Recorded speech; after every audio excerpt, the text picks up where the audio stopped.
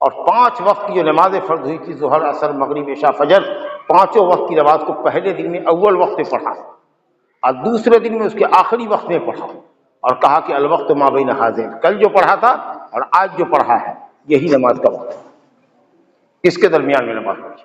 तो हज़रत जिब्रील अमीन अलैहिस्सलातु वस्सलाम ने नबी सल्लल्लाहु अलैहि वसल्लम की इमामत फरमाई। मक्की ज़िंदगी में सिर्फ मगरिब को छोड़ करके सारी नमाजें 2-2 रकात थी। मगरिब 3 की 3 थी शुरू से ही। जब आप मदनी ज़िंदगी में आए तो ज़ोहर, असर और इशा को 4 कर दिया गया। फजर में लंबी क़िरत की वजह से फजर को 2 का 2 रखा गया और मगरिब को वित्रुन नहार, दिन का वित्र है वो, इसलिए उसको 3 का 3 रखा गया। और आपने कहा कि अब जो कोई मुसाफिर हो, सफ़र करे, तो वो मक्की दौर के अंदर या इजाफा होने से पहले की जो नमाज थी 4 रकत वाली नमाज,